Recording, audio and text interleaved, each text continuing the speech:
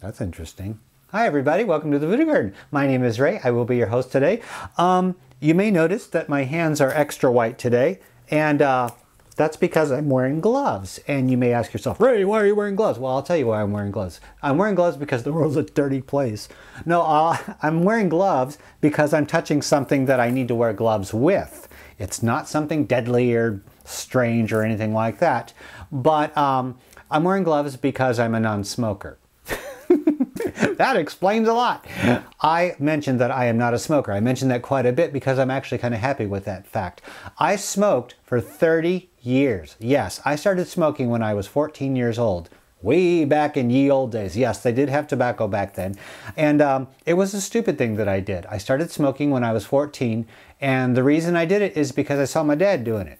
And I really held my dad up there on a pedestal. He was my hero. He was my role model. And that's one of the things that you might want to consider when you're smoking around your children is not only does it affect their health, it does affect them in the future, and it may encourage them to smoke.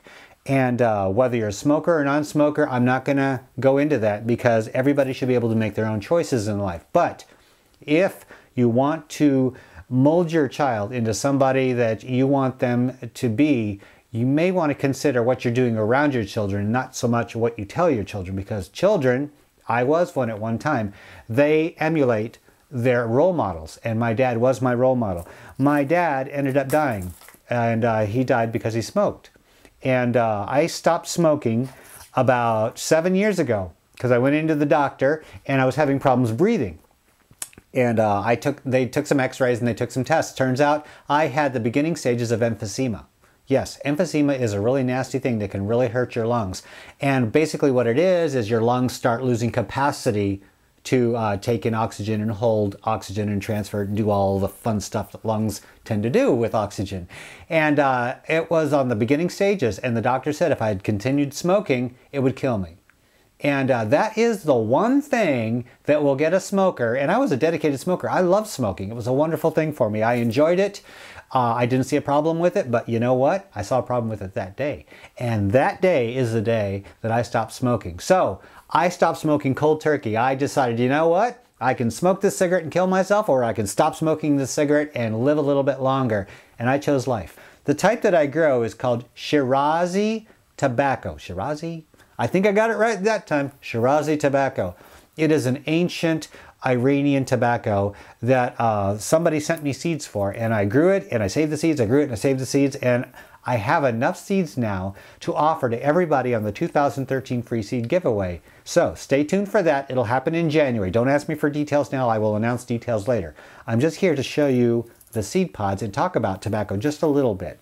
When you chop up the tobacco leaf from one plant, you take one leaf, chop it up, mince it up really small, put it in a container, add some water, let it steep for a few days, and then pour that liquid into a spray bottle, add a dash of dish soap so it'll stick to the leaves, mix it up really good, spray your plants. It will kill aphids, it will kill spider mites, thrips, you know, those little white flies. It'll kill anything it basically touches. It's wonderful stuff. It is wonderful, wonderful stuff. Not like that watered down garbage that you get at the grocery store or at the greenhouses. This is absolutely free. You're growing your own pesticide. It's a wonderful thing. Now here's a myth, okay? Here's a myth you've probably heard before. I love these white hands. Here's a myth you've probably heard before. Don't grow tobacco around tomatoes because it'll give it tobacco mosaic virus. Guess what? That's a myth. Don't let anybody tell you that that will happen. That will not happen.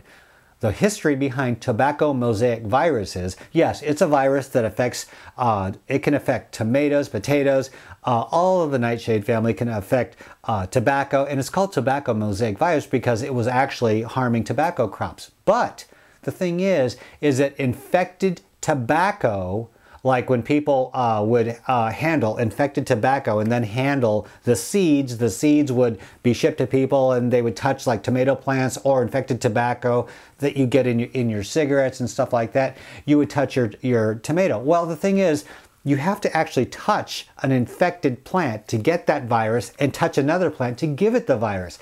Tobacco does not inherently have the virus. You know what I mean? So grow tobacco right up against your tomatoes if you want to. And you know what? Next year I might just do that just to show you that tobacco does not give your tomatoes a virus. Okay? Now, let's get to this. These are pods and they have seeds in them. And that's why I'm wearing the gloves, by the way, when I do this episode, because I'm taking the seeds out of this and I'm collecting them. And all you have to do is pop these. Oh, you know what? You should probably be a lot closer because you can't see anything from in there, can you? Okay, check this out.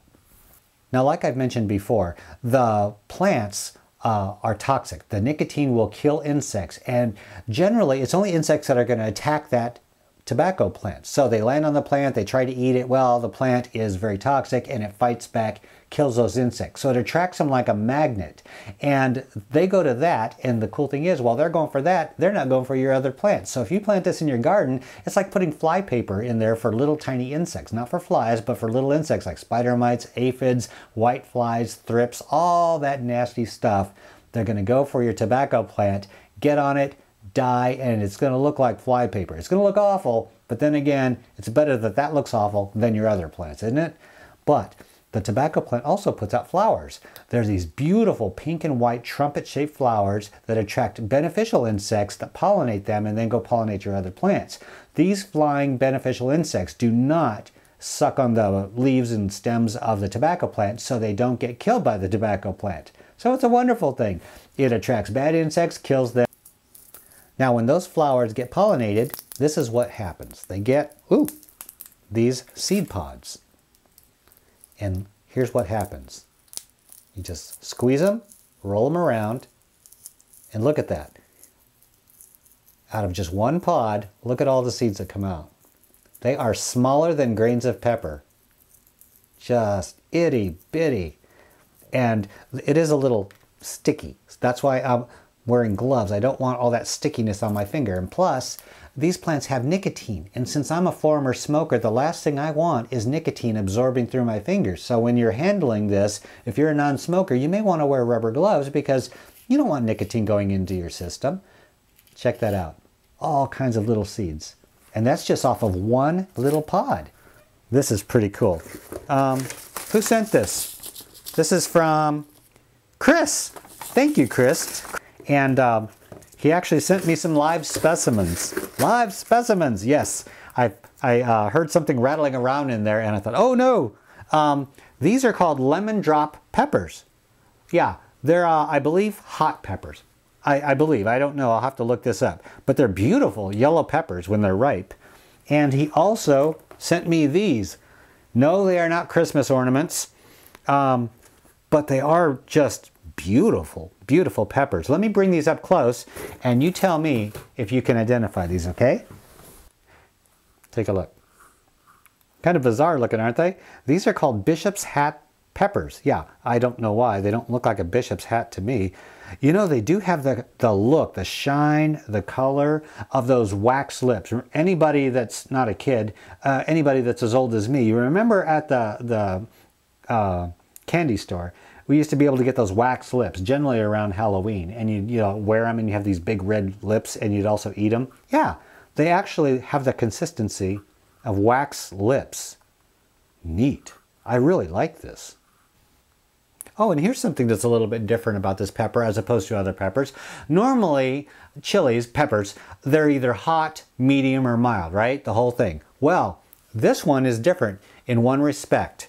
The lobes, you know, the actual pepper part, you can eat it, you can eat this, and it's mild. But the inside spongy part, you know, that holds the seeds, they call it placenta. I just call it the inside part because it sounds a lot better. The inside part is red hot. It is very hot. The seeds and the inside part, extremely hot. Way hotter than a jalapeno. It's like, you know, past cayenne hot. It's very, very hot. I think it's like 20 to 40,000 Scoville units. Way up there, okay? But the outside part, mild. The inside part is hot. This is really strange. So I think this is great. And I actually planted some of the seeds from the seeds that he attached to the letter. I planted the seeds and I'm trying to germinate those because I really want to grow these.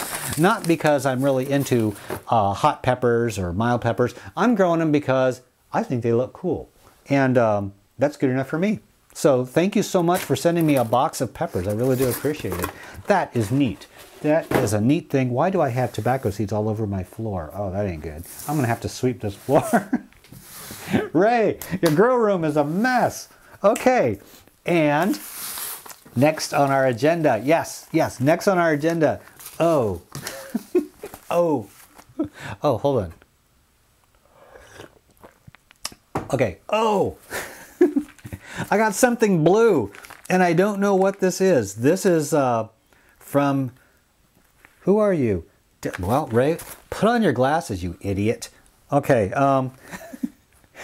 Dominic. Okay, well, it's from Germany. I mean, it probably figures why I can't pronounce the name. But anyway, I butchered your name. I'm so sorry.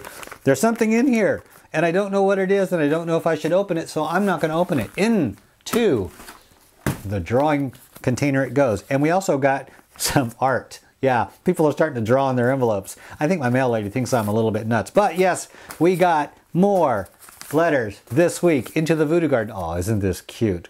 Quar, please. Right on the back. Oh, this is cool. It's got trees on it. This one's green, and it actually says Quar. All printed. Wow. Somebody actually went to some trouble. This is really getting to be quite an entertaining event for me. Ooh, here's one from overseas. Airmail par avion. Oh, neato.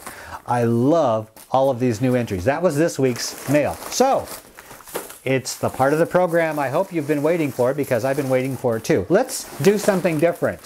Oh, holy crap. Okay, well, that was fun. There. Container is empty. I'm not even going to use a container. Here's all of our entries, and I'm going to...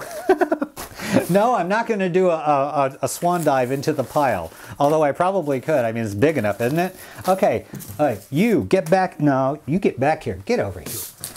No, you can't get away. There is no escape from the Voodoo Garden. Okay, I'm going to mix these up. Okay, are we ready? Okay, they're all mixed up. Now, don't worry if yours is in the bottom or on the top, because I'm going to just go like this. And, okay, ready? The first one. The second one. I'm going to dislocate something. The third one.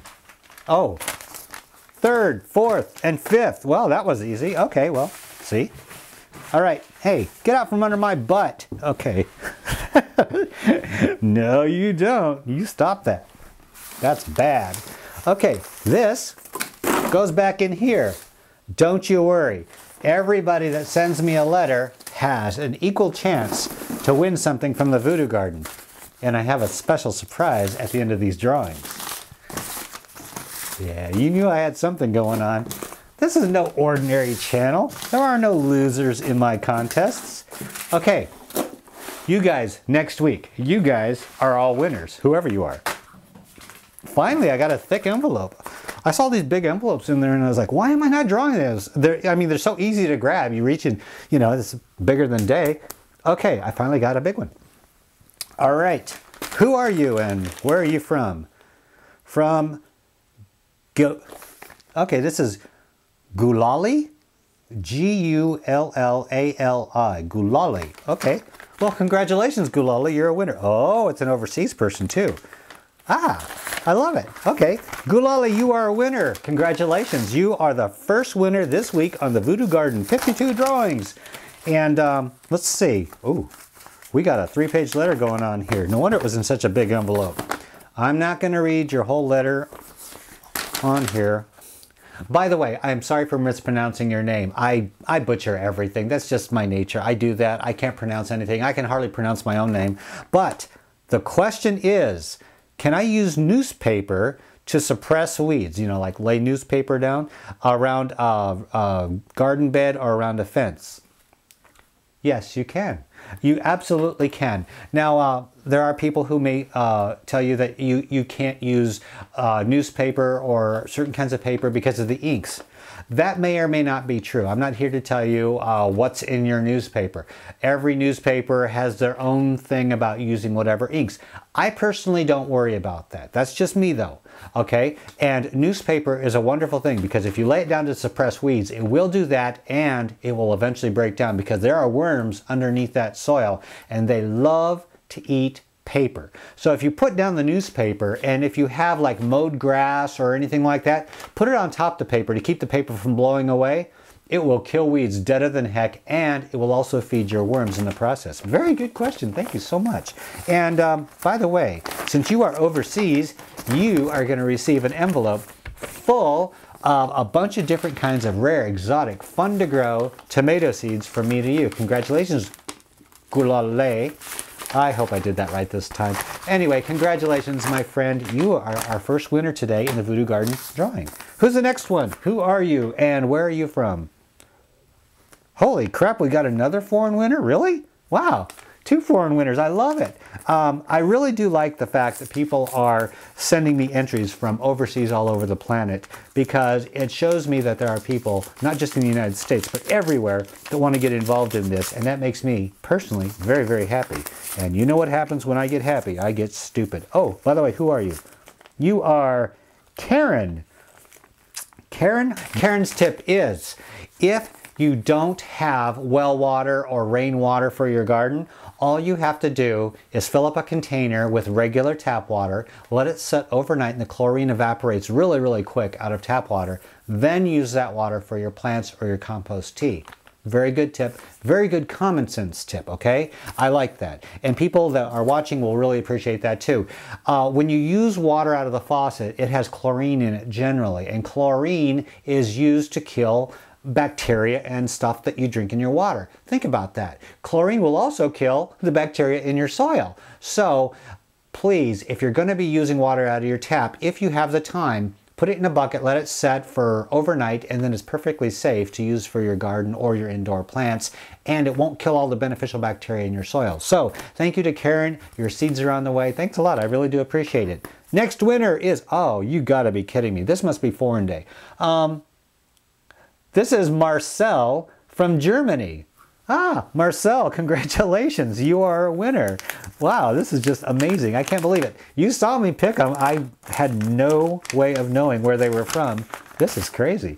I am really going to be enjoying picking out all kinds of different tomato seeds to send to you guys. And by the way, I have so many different ones. All 3 of you are not going to get the same seeds. I have a lot of really cool seeds. Ah, this is pretty cool. Okay, Marcel from Germany wants to know if it's okay to put plants in a south-facing window to give them enough light from like morning till afternoon and then move them to another window as opposed to like say putting lights there and giving them light after the sun moves. Yes, Marcel, it is absolutely cool to move your plants to whatever window has the most light. So like say if you have an east-facing window, you get sun from there, and then in the afternoon put them in a southern-facing window, in the evening put them in a west-facing window. Whatever you have to do to give your plants as much light as possible, do it, because when you're growing indoors, you really don't have the options that you have outdoors. So south-facing window is absolutely perfect. I grow some plants in a south-facing window and they do absolutely fine without me even moving them. But if you want to move them from window to window, it's perfectly safe to do that. It won't hurt the plants. As a matter of fact, it will help your plants. Thanks a lot, Marcel. I appreciate it. And you have seeds on the way. Okay, who's next? No way, you're from the United States. Well, we have somebody from the United States. This is Pavel. Pavel from the United States. I don't need to say the last name because how many people named Pavel have sent me a letter. Pavel from the United States. Congratulations. You are the 4th winner in the Voodoo Garden drawing today. What does Pavel have to say?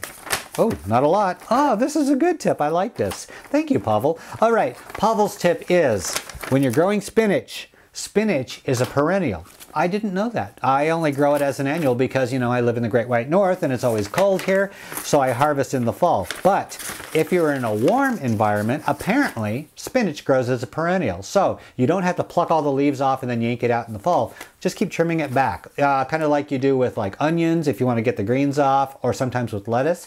Trim it back, it'll grow. Trim it back, it'll grow. You can continue to get more and more spinach as you go. So you really get more bang from your buck that way. Thanks, Pavel. I appreciate that. And I really should try that. Maybe one of these days I'm going to grow it indoors and just keep trimming it back and see how long I can get a spinach plant growing. Thank you, Pavel, for your question. I really do appreciate it. You have your prize, which is a brick of coir, on the way. People love that coir. I do too. I really love that stuff. Get. All right, don't get in there. Just lay there and think about what you've done. Oh, this is a thick one. Okay, what are you? And who are you from? This is from Hayden? Okay, this is from Hayden, and I can't read where it's from. Okay, so Hayden sends me corn. Thanks, Hayden. I do appreciate it. And let's see, Hayden's question is, how do I grow and get cocoa beans? And he wants a brick of coir. Okay, well, first of all, you're going to get that brick of coir in the mail. So keep an eye out on your mailbox. You're going to get a box with a brick of coir in it from me to you as your prize. Thank you for entering. And the answer to your question, well, you have to actually order the pod or the seeds of the cocoa in order to plant them to, get cocoa. So I guess that would be the answer to your question. You have to order from them. And I got my pods from a place called Montasso Gardens. I will put a link in the video description to where I bought my cocoa pod and got my seeds from. They're a wonderful company. I have nothing bad to say about them at all. They're a little slow to answer your emails because they don't have email on the farm where they actually grow the trees. And they have to go into town, use a computer from a friend, I guess, and answer their emails once a week. So they're a little bit slow to answer your emails, a little bit slow to get the order. But everybody that orders from them, from what I understand, they really love this company, and I like them too. And so if you want to order a cocoa pod, they're in Puerto Rico, so they will ship to the United States. I don't know where on earth they will ship, but I do know they will ship to the United States. So that takes care of that. And I think that pretty much takes care of everything here. Anyway, thank you everybody for joining me on the Tobacco Road episode of the Voodoo Garden and the Voodoo Garden drawing. Thank you everybody for entering the drawing. I do appreciate it. If you want to get in on the 52 drawings in less than 52 weeks, because I'm doing them 5 every episode, if you still want to get in on that, there's plenty of time. Send your entry to the address listed above or listed to the right. I don't know. It's going to be listed somewhere around here. Send me your entry to that address and I will toss it in there. And you will have every chance in the world to win either a brick of coir or seeds if you're from overseas, or what else is it? Oh, the chili pods from the Butchalokia. I have a whole bunch of dried chili pods and I have sent out all of everybody's prizes so far. So if you've entered and you've already won, keep an eye on your mailbox. Your prize is on the way, or you've already gotten it and you're smiling as we speak. Thank you everybody for joining me on the Tobacco Road episode of the Voodoo Garden. I really do appreciate it. This is Ray. I'm out of here. Oh, both hands up. We're out of here. Bye everybody.